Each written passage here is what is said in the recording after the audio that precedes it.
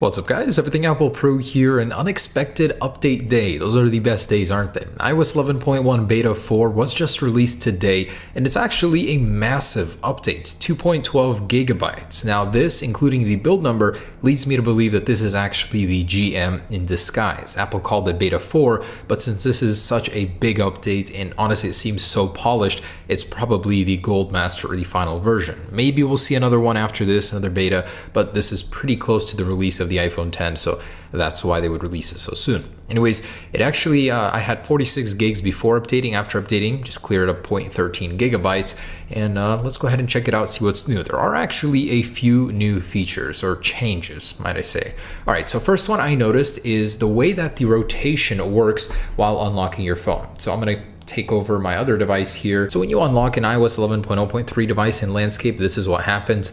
Nothing until you swipe and then it folds over. So that's the usual behavior. Now in 11.1 Beta 4, it's been fixed. It automatically corrects without you having to move the display in this latest beta. And the lock screen bypass seems to have been fixed. Check this out. So I'm gonna go ahead and repeat the steps here real quick. Type in 3 emojis. It doesn't seem so much fixed as slightly patched. Hang up on the calling phone and Siri, open settings.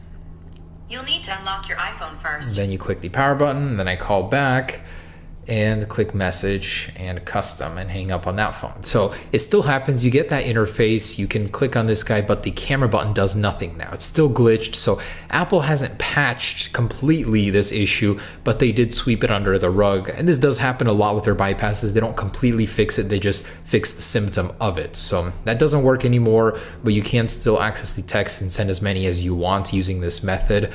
So that kind of is a little bypass on its own, but hasn't been completely fixed, but at least access to the photos has been. And the actual feedback app is gone, which also leads me to believe that this is a GM, as Apple tends to have those in the betas to help fix issues.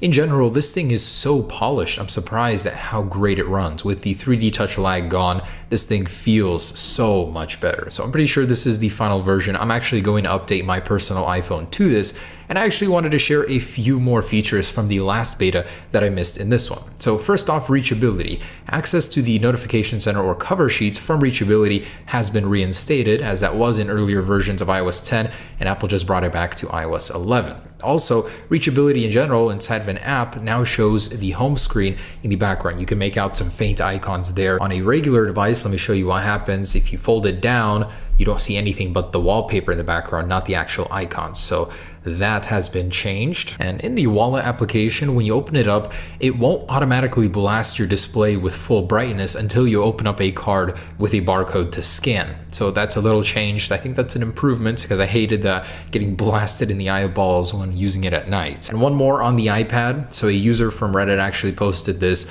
Inside of Siri, it gives you an option or description of what she can do with Apple Pay, and it includes the Apple Pay iMessage section. So that has been added, even though it's not fully activated yet in 11.1. You can still see the references to it in Siri. So Apple is still nowhere to be seen with the Apple Pay messages, as well as iMessage syncing over iCloud. So I'm sure that'll come when they actually release it. They will activate it within the firmware. But there it is, guys. Let me go ahead and run a Geekbench real quick and show you if the numbers have changed, but it feels better. That I can attest to. All right, so here are the scores from Beta 4 and from 11.0.3, which I had an anomaly on 8,178, which is a bit unusual, but very consistent scores here. I'm going to go ahead and update my personal device right now. It feels really great. I'm really excited to start using this feature again with the slide over, and the new emojis, of course, are cool, even though no one will be able to see them unless they're on the same firmware.